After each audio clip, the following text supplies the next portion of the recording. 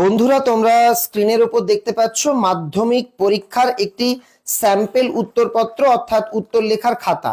খাতায় কোথায় মার্জিন দেবে, কেমন ভাবে কোথায় কি ফিল আপ করবে, যদি পেজ শেষ হয়ে যায় কিভাবে লুজ নেবে, সব আজকে তোমাদের এই ভিডিওতে একে একে দেখিয়ে দিচ্ছি। আগামীকাল পরীক্ষার আগে এই ভিডিওটা তোমাদের হেল্প করবে। যেমন এই রকম থাকবে তোমাদের তোমাদের এইখানে এই যে দেখো একটা লেখা আছে সিগনেচার করা ইনভিজিলেটর, এটা কিন্তু তোমাদের সই নয়, ঠিক আছে? তোমাদের এখানে কিছু লেখা লাগবে না, কোথাও কিছু লেখা লাগবে না। সেন্টার কোড এটা তোমাদের লেখা লাগবে। এটা যখন পরীক্ষা দিতে বসবে ক্লাসে যে স্যারেরা গার্ড দেবেন তারা বলে দেবেন এখানে তোমরা কত কোড লিখবে, এটা তোমাদের লেখা লাগবে। এখানে 20 পরে তোমাদের 2-5 অর্থাৎ তোমরা 25-এ পরীক্ষা দিচ্ছ, ইংরেজিতে 2-5 এটা লেখা লাগবে। সাবজেক্ট এখানে যে বিষয়ের পরীক্ষা দিচ্ছ সেটা, নেম তোমার নাম, রোল নাম্বার যেটা তোমার লেখা আছে তোমার অ্যাডমিটে, রেজিস্ট্রেশন নাম্বার এবং তুমি কোন ভাষায় পরীক্ষা দিচ্ছ। তো আমার ভিডিও যারা দেখছো অবভিয়াসলি তারা বাংলা ভাষায় দিচ্ছ, এখানে বেঙ্গলি বা বাংলা লিখবে, ইংরেজির দিন এখানে ইংরেজি লিখবে, আর বাদবাকি সব দিন এখানে বাংলা লিখে দেবে। মানে তোমার উত্তরপত্রটা কোন ভাষায় লেখা, অবভিয়াসলি তোমাদের বাংলা হবে। এই হচ্ছে ফিল আপ। বাদবাকি এই জায়গাগুলো দেখো নিচের দিকে আরো কিছু জায়গা আছে, এগুলোতে কিছু লিখবে না, এগুলো কিন্তু তোমাদের জন্য নয়। এই হচ্ছে প্রথম পাতার কাজ শেষ। এই যে যখন রোল নাম্বার রেজিস্ট্রেশন নাম্বার লিখবে অত্যন্ত সতর্ক হয়ে নেবে, কোথাও যেন কোনো ভুল না থাকে। মনে রাখবে এখানে ভুল কিন্তু অমার্জনীয় অপরাধ, নাম টাম বাদবাকি জিনিসগুলো ঠিক করে লিখবে। এবার পাতা উল্টাবে, পাতা উল্টালে এখান থেকেই লেখা শুরু করবে না। এই যে আবার দেখাই, প্রথম পাতার পেছনে যেটা এখান থেকে কেউ লিখবে না, এটা ফাঁকা রেখে দেবে। এটা হচ্ছে ফার্স্ট পেজ, এই যে দেখবে এরকম থাকবে। সেকেন্ড পেজে কেউ কিছু লিখবে না, তোমরা লেখা শুরু করবে এই পৃষ্ঠা থেকে। এখানে তোমাদের মার্জিন টানতে হবে। মার্জিন কেমন ভাবে টানবে দেখিয়ে দিই। এটা কলমে করলেও হবে, তোমরা ভাঁজ করে করলেও হবে, আমি তোমাদের বিষয়টা একটু দেখিয়ে দিই। এই যে কর্নারের দিকটাতে একটু চওড়া করে মার্জিন টানবে, মোটা হলো গেল। এবার ওপরের দিকটাতেও একটু চওড়া করে মার্জিন টানবে, হলো। দুই দিকে সামান্য হাফ ইঞ্চি করে বা একটুখানি করে আমি দেখালে তোমরা বিষয়টা বুঝতে পারবে। নিচের দিকে সামান্য। এবার এখানে কিছু কথা আছে, তাহলে এই যে তোমরা উল্টালে দেখো যে খাতাটা কেমন দাঁড়াচ্ছে। নিচের দিকে দেখো এইটুকু ফাঁকা আছে, এই যে কর্নারের দিকে এইটুকু আছে, ওপরের দিকে বেশ খানিকটা, কর্নারের দিকে বেশ খানিকটা। খাতাটা কিন্তু ছোট হয়ে গেল। এর ফলে কি হলো, এই যে তোমরা বুঝতে পারছো কিনা জানি না, আমি একটু ভাঁজ করেই দেখাচ্ছি। খাতাটা কিন্তু দেখো অনেকটা ছোট হয়ে গেল। এতে লাভ কি হবে, তোমাদের উত্তর অল্প লিখলেই পেজটা ভরে যাবে এবং খাতাটা সুন্দর দেখাবে। এখানে একটা জিনিস মনে রাখবে, তুমি যদি পেন দিয়ে দাগ কাটো, মানে পেন দিয়ে যদি ধরো তুমি আর কি মার্জিন টানো, আমি একটা পেজে দেখিয়ে দিচ্ছি।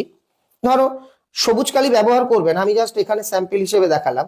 এই যে তুমি দাগ কাটবে কিন্তু শুধু এই দুই দিকে স্কেল ধরে, এই পাঁচটা আর নিচে কিন্তু দাগ টানবে না, এটা জাস্ট ভাঁজ করে নেবে। আর যদি ভাঁজ করো তাহলে তো করে নিলেই চললো, এই হচ্ছে ব্যাপার। এই পাশটা মার্জিন টানবে, এই পাশটা মার্জিন টানবে। অনেকেই জানতে চাও যে দাগ নাম্বার কোথায় দেওয়া উচিত, কেউ বলে এখানে, কেউ বলে এখানে। তো আমার মতে দাগ নাম্বার বা আমি যেটা সবাই করে, দাগ নাম্বার মার্জিনের বাইরে দেবে। ধরো এই 1.1 দাগ, এবার উত্তরটা এখানে লিখলে এইভাবে লিখবে। এটা গেল আমাদের মার্জিন টানার প্রসঙ্গ। এবার তোমাদের আরো কয়েকটা জিনিস শিখিয়ে দিই। ধরো তুমি একটা উত্তর লিখলে, এই পর্যন্ত শেষ হয়েছে, উত্তরটা ধরো এই যে লিখলে হবে, এই পর্যন্ত দিয়ে শেষ করে দিলে। এবার পরের উত্তর এখান থেকেই শুরু করবে না। যদি শর্ট হয় পরপর লেখো, অসুবিধা নেই। যদি দেখা যাচ্ছে যে এটা 3 নাম্বার কিংবা 5-এর প্রশ্ন, বড় প্রশ্ন, একটা উত্তর ধরো এখানে তোমার শেষ হয়েছে, পরেরটা 2 আঙ্গুল ফাঁকা রেখে এখান থেকে শুরু করবে। এখান থেকে শুরু করবে কেন, যদি দেখা একে তো দুটো উত্তর আলাদা বোঝা যাবে, দুটোর মাঝখানে ফাঁকা আছে বোঝা যাবে। যদি এই উত্তরটা লেখার সময় কিছু তোমার বাদ চলে যায়, পরে মনে পড়লে তুমি এই ফাঁকা জায়গাটা সেটা লিখেও দিতে পারবে। আশা করি বিষয়টা বুঝতে পেরেছো। এবার আসি, প্রশ্নে যদি ভাগ থাকে, ধরো কে বলেছে কাকে বলেছে, তাহলে একটা এরম চিহ্ন দিয়ে লেখো, অমুক অমুককে বলেছে। আবার একটা অমুক চিহ্ন দিয়ে লেখো, এই কারণে বলেছে।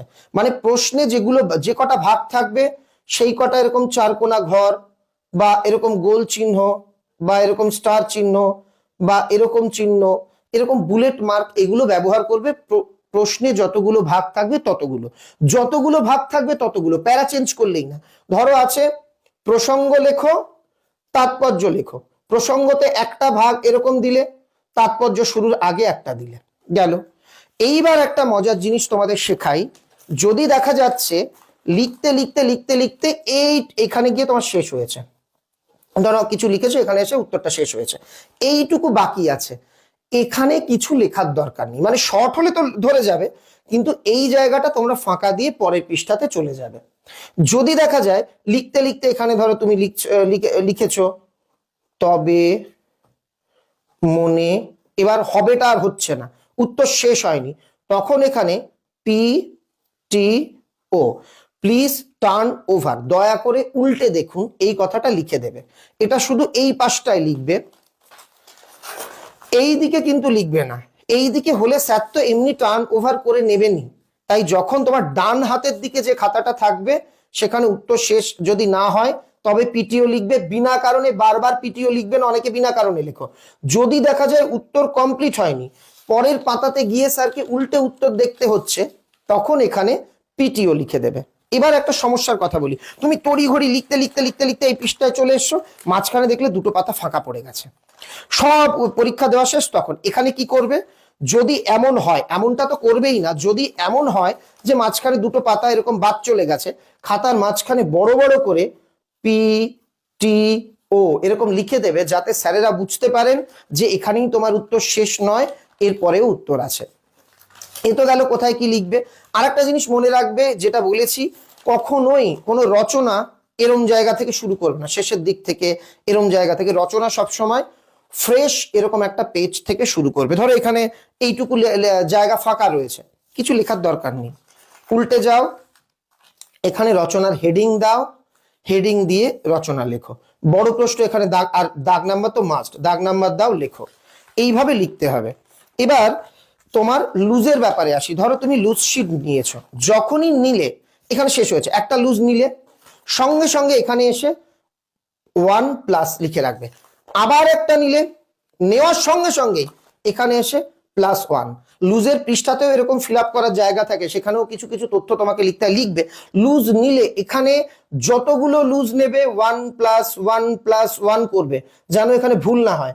আর শেষে যখন খাতা বাঁধবে, সুতো দেবে, সুতো দেওয়ার সময় যতগুলো লুজ হয়েছে গুনে = তত লিখে দেবে। ধরো আমি কথার কথা তোমাদের বোঝানোর জন্য দুটো কাগজ নিয়ে দেখাচ্ছি এখান থেকে। ধরো এই দুটো তুমি লুজ নিয়েছো, তুমি একটা লুজ নিলে, খাতার শেষে এসছে, সঙ্গে সঙ্গে লুজটা এই যে জুড়ে দিলে, মানে লুজ নিয়ে লিখেছো একটা, তাহলে +1। আবার স্যারকে বলে স্যার একটা লুজ দিন, স্যার আর একটা দিল, তুমি নিলে +1, তাহলে দুটো হলো, শেষে = 2 করে দেবে, একদম শেষে পরীক্ষার, যখন আর লুজ নেওয়ার দরকার নেই তখন। এইভাবে আর কি তোমাদের খাতাগুলো মেনটেন করতে হবে। আরো বলি, গোটা বিষয়টা কাল পরীক্ষা কেন্দ্রে তুমি যখন যাবে, স্যারেরা তোমাদের ভালোভাবে বুঝিয়ে বলে দেবেন, কোনো কিছু বুঝতে অসুবিধে হলে স্যারেদের শুনে নেবে, আর খাতাতে কোনো অপ্রাসঙ্গিক কথা লিখবে না, যা যা লেখার দরকার তাই লিখবে। আর ভিডিওটা কেমন লাগলো এক্সক্লুসিভলি দেখিয়ে দিলাম কেমন হতে পারে সেই খাতার মডেল। ভিডিওটাতে লাইক করো, বন্ধুদের মধ্যে শেয়ার করে দাও, যাতে তারাও এই কনফিউশনে না থাকে। তাহলে আমি শিখিয়ে দিলাম, উত্তর কমপ্লিট না হলে পিটিও লিখবে, একটা প্রশ্ন শেষ হয়ে গেলে আর একটা শুরু করার আগে এরকম 2 আঙুল ফাঁকা দেবে। আর একটা জিনিস, কোনো বড় প্রশ্ন মানে শুধুমাত্র 5-এর প্রশ্ন বা রচনা শেষ হলে, 5-এর প্রশ্ন বা রচনা মানে বড় প্রশ্ন শেষ হলে শেষে একটা এন্ডিং লাইন টানবে, তোমার উত্তর শেষ, এন্ডিং লাইনটা হচ্ছে এই যে। আর আমি সবুজ দিয়ে দেখালাম যাতে তোমাদের বুঝতে সুবিধা হয়, তোমরা কিন্তু কালো অথবা নীল কালি দিয়েই লিখবে। এন্ডিং লাইন হচ্ছে এই রকম, এই যে এরকম ডবল দাগ নয়। আর একটা জিনিস, এবার ধরো ভুল হলো, তুমি ধরো লিখেছো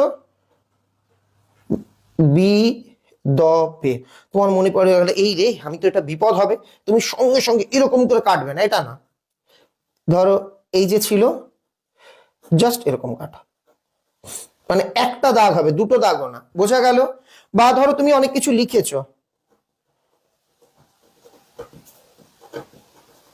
ধরো এই যে আমার ঠাকুর, আমি একটা উদাহরণ দিলাম, আমার মনে পড়ছে না যে এবার এবার এখানে আমার একটা শব্দ আর কি বাদ চলে গেছে, আমার বাড়ি। তাহলে তখন কি করবে, ছোট্ট করে একটা অ্যারো দিয়ে এখানে এই যে সিম্বলটা তোমরা জানো, এই যে এরকম সিম্বল একটা দাগ দিয়ে দেবে, স্যার বুঝবে যে এটা। কিন্তু এটা বারবার করবে না, যদি কোথাও ভুলে যাও সেক্ষেত্রে করবে। এখানে আর একটা গুরুত্বপূর্ণ বিষয় বলছি, উত্তরপত্রে মানে উত্তর লেখার এই খাতাতে কিন্তু কোনো প্রশ্ন লেখা লাগে না। অনেকেই তোমরা জানতে চাও প্রশ্ন লিখে তারপর উত্তর লিখতে হয়, উত্তরটা হলো না। তবে হ্যাঁ, দাগ নাম্বারটা ঠিকভাবে দেওয়া চাই। আর রচনা লিখবার ক্ষেত্রে রচনার নামটা হেডিং হিসেবে বা প্রতিবেদন সংলাপ লিখবার ক্ষেত্রে সেই নামগুলো লেখা কিন্তু প্রয়োজন হয়। তবে অমুক কাকে বলেছে, কেন বলেছে, এই যে প্রশ্নগুলো থাকে এগুলো লেখা একেবারেই নিষ্প্রয়োজন।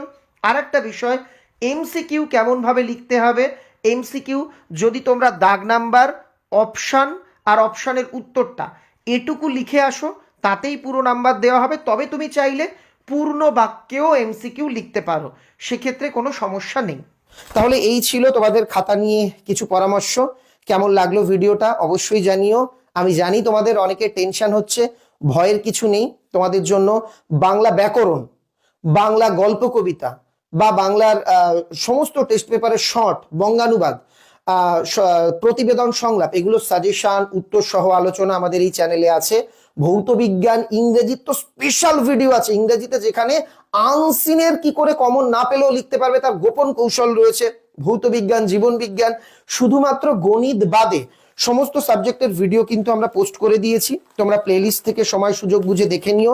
আফ্রিকা, অভিষেক, প্রলয় উল্লাস, আয় আরো বেঁধে বেঁধে থাকি, জ্ঞান চক্ষু, হারিয়ে যাওয়া কালি কলম, বাংলা ভাষায় বিজ্ঞান, তারপর ধরো কোনি, এগুলো নিয়ে প্রচুর প্রচুর আলোচনামূলক ভিডিও আমাদের চ্যানেলে আছে, তোমরা সেগুলো দেখে নিও। আর কি বলবো, সবার জন্য আমার আশীর্বাদ, শুভেচ্ছা, ভালোবাসা, দোয়া রইল। সবাই ভালো করে পরীক্ষা দিও।